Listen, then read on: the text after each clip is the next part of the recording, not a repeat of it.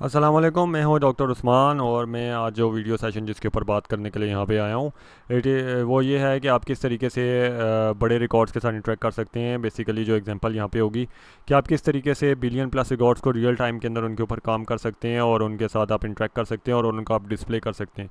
तो एक बहुत ही छोटी सी मेथडोलॉजी है जो हम ऑलरेडी पढ़ रहे हैं कि अगर आपके पास बहुत सारा डाटा अवेलेबल हो, बिग डाटा अवेलेबल हो और आपने उसको डिस्प्ले करना हो तो आप उसको किस तरीके से विजुलाइज़ करेंगे, क्योंकि आपके पास रोज़ जो हैं वो जो बहुत ज़्यादा होंगी। क्या पता आपके पास 150 कॉलम्स हों और आपके पास बिलियन या मिलियंस के हिसाब से आपकी रोज़ हों। तो एक बहुत ही छोटी सी टेक्निक है जिसको अगर आप समझ लें तो आप आसानी से उस डाटा को डिस्प्ले कर सकते हैं। उसका तरीका ये है कि सबसे पहले जो बहुत बड़ा सा डाटा है उसका एक आप सैंपल ले लें। सैंपल का मतलब है कि फ़िल्टर अप्लाई करें या सॉफ्टवेयर के थ्रू आपका वो ऑलरेडी फ़िल्टर आउट हो जाए, आपका सॉफ्टवेयर सिंपल फ़िल्टर कर ले। जब आपने सैंपल ले लिया तो वो सैंपल जो होना चाहिए उसी डाटा को रिप्रेजेंट करना चाहिए। उस सैंपल को लेने के बाद आपने उसको मॉडलिंग करने की टेक्निक्स अप्लाई करनी है। जैसे अगर आप बार ग्राफ बनाना चाहते हैं तो आप उसके ऊपर बार ग्राफ बनाने की कोशिश करेंगे। आप अगर कोई लाइन चार्ट बनाना चाहते हैं तो लाइन ग्राफ बनाने की कोशिश। तो मॉडलिंग का मतलब है कोई प्रोटोटाइप बनाएंगे, कोई काम करेंगे उसके ऊपर। और अगर बहुत बड़ा डाटा होगा तो आप उसके काफ़ी डिफरेंट सारे सैंपल लेंगे और उन सारे सैंपल्स के ऊपर आप डिफरेंट सारी मॉडलिंग करेंगे और जो सबसे अच्छी मॉडलिंग कंबाइंड होगी आप उसको यूज़ करते हुए उस डाटा को कंबाइन करके बना लेंगे। तो जब आप ये काम कर लेंगे तो आखिर में आपने क्या करना है, उसको बिनिंग करना है। बिनिंग का मतलब होता है कि आपने उसको कंबाइन करना है, जोड़ देना है। तो आपने किया कि आपने बहुत बड़ा सा डाटा लिया, उसमें से एक सैंपल लिया, उस सैंपल के ऊपर आपने कोई बार चार्ट बनाया, लाइन चार्ट बनाया या कोई भी और चार्ट बनाया जो आपके अपना इंटरेक्टिव चार्ट है, आपकी मेथोडोलॉजी के थ्रू है। वो चार्ट बनाने के बाद अगर वो आपके पास डाटा बहुत ज़्यादा है तो काफ़ी सारे डिफरेंट सैंपल्स के साथ आपने उसको बिन कर दिया। बिन का मतलब है कंबाइन कर दिया, जमा कर देना, किसी चीज़ को कर देना। तो अगर उसकी बिनिंग की एक अच्छी सी एग्जांपल अगर मैं आपको दे सकूं कि ये आपके पास है बिंड हुआ हुआ चार्ट। कि आपके गूगल चार्ट जो होते हैं वो आपको इजीली सामने डिस्प्ले आउट होते हैं और आपको ये पता नहीं चलता कि बैक एंड के ऊपर आपके पास क्या डाटा हो रहा है। लेकिन असल में देखा जाए तो आपके पास ये चीज़ हो रही है, आपके पास जो है वो डिफरेंट सैंपल्स होते हैं डाटा के जिसके ऊपर वो चार्ट बिल्डअप हो रहा होता है। माइट भी यहाँ पे तो मैंने 4 में डिवाइड किया है, वहाँ के ऊपर आपके पास 100 में या 200 में या 300 के ऊपर ऑटोमेटिकली सॉफ्टवेयर के थ्रू डिवाइड हुए हैं। तो होता क्या है कि आपके पास ये डिवीजन जो होती है इन सारों के ऊपर आपके पास डिफरेंट डाटा को सैंपल किया जाता है और फिर सैंपल को कंबाइन करके आपके पास बिल्डअप कर दिया जाता है। तो जो चीज़ आपके पास फ्रंट एंड डिस्प्ले होती है वो आपके पास कम्बिनेशन है जो आपके पास बैक एंड के ऊपर सारी प्रोसेसिंग हो रही है।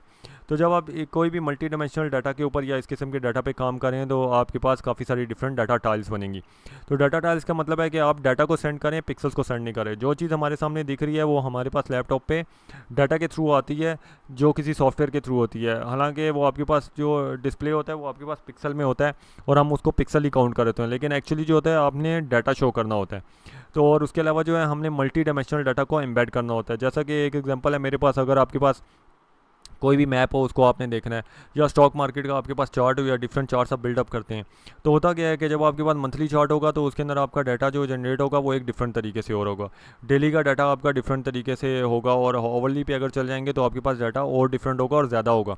और ओवरली की अगर बात करेंगे तो आपके पास डिफरेंट डाटा जो है वो आपके पास कंबाइंड डिस्प्ले और होगा। तो आपने स्टॉक मार्केट के चार्ट देखे होंगे, अगर आपने ट्रेडिंग के चार्ट देखे हैं तो आप क्या करते हैं, किसी भी जगह पे क्लिक करते हैं तो वो आपके पास हावरली, मंथली या डेली भी आपको वो दिखा रहा होता है। इसी तरीके से गूगल मैप को जूम इन करते हैं तो आपको जूम करता जाता है। तो जूम का मतलब है उन्होंने लिमिट पर स्पेसिफिकेशन सेट की हुई है, 100 किलोमीटर, 200 किलोमीटर, 300 किलोमीटर। तो होता क्या है, जो आप डिटेल में जाते जाते हैं आपका डाटा जो है बैक एंड से ज़्यादा रिक्वायर होता है और आपकी ज़्यादा प्रोसेसिंग स्पीड रिक्वायर होती है। तो आपने देखा होगा थोड़ा सा ब्लर होकर डिस्प्ले होता है। तो उस टाइम पे हो क्या रहा होता है, बेसिकली वो आपकी क्यूरीज को बैक एंड के ऊपर पैरेलली प्रोसेस कर रहे होते हैं, क्योंकि आप जूम क्लिक करते हैं तो वो एरिया सारा का सारा डिफरेंट जितने भी सैंपल्स हैं उन सारों को कंबाइंड जूम इन करके आपको दिखाता है, डिवाइड करके नहीं दिखाता है। तो जो आपके पास जितना भी डाटा जनरेट हो रहा है वो आपके पास क्यूरीज के थ्रू जनरेट हो रहा है। जो क्यूरी आपने प्लस का साइन क्लिक किया या जूम आउट का क्लिक किया तो आपके पास ऑटोमेटिकली वो किसी सिस्टम के ऊपर प्रोसेस हो रहे होंगे। तो हमने देखा है कि गूगल के पास काफ़ी सारे सर्वर हैं जिसके ऊपर ऑल द टाइम आपका डाटा प्रोसेस हो रहा होता है और उस प्रोसेसिंग के बेसिस के ऊपर वो आपको डाटा शो करता है। तो आपके पास जो ये तरीका हो रहा था इसमें क्या होता है कि हमारे पास कुछ डाटा टाइल्स होती हैं जो डिस्प्लेबल होती हैं, जो बिलियन इन फॉर्मेट भी हो सकती हैं, ट्रिलियन भी हो सकती हैं। उसकी बेसिस के ऊपर हम क्या करते हैं, डिफरेंट जो है डाटा का फ्रैगमेंट अप्लाई करते हैं, क्यूरी का फ्रैगमेंट। यानी मैंने प्लस का साइन क्लिक किया तो उस एरिया के ऊपर क्यूरी जाएगी, उसमें से वो फ्रैगमेंट डाटा टाइल में से सिलेक्ट होगा उस एरिया में से और वो उसको मैच करेगा बैक एंड के ऊपर डाटा के साथ। मैचिंग के बाद उसने क्या करना है, उसको रेंडर करके आपको वो दोबारा से वो ग्राफ शो कर देता है। तो होता क्या है कि आपके पास बेसिकली आप क्यूरी परफॉर्म करते हो, क्यूरी के ऊपर रेंडिंग होती है और वो रेंडिंग किसी सिस्टम पे होती है और आपके पास जो है वाया वेब जीएल का मतलब है कि आपके पास जो फ्रंट एंड आपके पास जीयूआई है उसके थ्रू आप उसे देख सकते हैं। तो इसी तरीके से जो एक्चुअल रिजल्ट्स आपके पास आ रहे होते हैं वो आपके पास सेकंड पास के अंदर आ रहे होते हैं, फर्स्ट पास के अंदर सिर्फ वो डाटा टाइल्स को देखते हैं। तो अगर आप जूम आउट करते हैं तो आपने देखा होगा वो ज़्यादा फास्ट होता है जूम इन करने की बजाय। तो आपके पास ये इसी तरीके से आपके पास पैरेलल प्रोसेसिंग हो रही होती है और काफ़ी डिफरेंट सर्वर रिक्वायर होते हैं और इसी तरीके से डिफरेंट टाइल्स को कंबाइन करके शो किया जाता है। तो ये बताने का मकसद ये था कि आप किस तरीके से डिफरेंट डाटा को डिस्प्ले कर सकते हैं।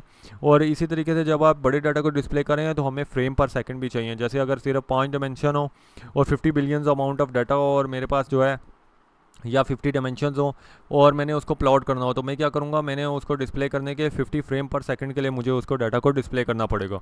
तो जितने ज़्यादा मेरे पास डाटा पॉइंट्स होंगे उतने ज़्यादा मुझे फ्रेम पर सेकंड चाहिए होंगे।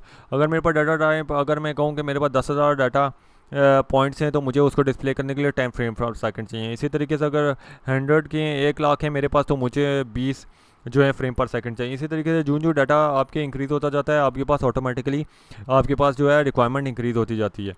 तो ये जो आपके पास मकसद होता है कि जब आप कोई भी बिग डाटा को डिस्प्ले कर रहे हैं तो उसको आप सैम्पलिंग के थ्रू, कंबाइन के थ्रू और इसी मेथोडोलॉजी के थ्रू आप डिस्प्ले करते हैं। तो ये वीडियो थी, यहीं तक समरी क्या बनती है कि आपके पास जितनी भी विजुअलाइजेशन है वो इंटरेक्टिव होती हैं। आपको इंटरेक्टिविटी के तरीकों का पता होना चाहिए, जैसे ब्रशिंग है, लिंकिंग है, और आप किस तरीके से अपनी मेथोडोलॉजी को यूज़ करते हुए आप जो उस ग्राफ के साथ इंटरेक्ट कर सकते हैं। इसके अलावा जो अगर आप कोई राइट टेक्निक इंटरेक्टिंग की अप्लाई करेंगे तो ऑटोमेटिकली आप उसके साथ अच्छे तरीके से अंडरस्टैंडिंग बिल्डअप कर सकते हैं। और इसके अलावा आपको ये पता होना चाहिए आप किस डोमेन में काम करें, लाइक आपका डाटा सेट क्या है, आपने क्या चार्ट बनाना है और क्या चीज़ बनानी है। तो ये वीडियो थी यहीं तक। अगर आपको ये वीडियो पसंद आई है ज़रूर हमारे YouTube चैनल पे जाइएगा और लाइक और सब्सक्राइब कीजिएगा। और उसके अलावा जो है किसी भी चीज़ के बारे में आप हमें ईमेल भी कर सकते हैं, और अगर कोई भी सर्टिफिकेट अर्न करना है तो उसकी प्रोसेस एज फॉलो है, हर वीडियो के अंदर मैं आपको बता देता हूँ। अगर क्लासरूम सेशन ले रहे हैं तो आप जो है सर्टिफिकेशन भी हासिल कर सकते हैं डाटा साइंस के अंदर, उसका भी प्रोसीजर उसके वगैरह। तो क्या सोच रहे हैं, आज ही जाइए मेरे यूट्यूब चैनल के ऊपर, उसे लाइक और सब्सक्राइब कीजिए। शुक्रिया।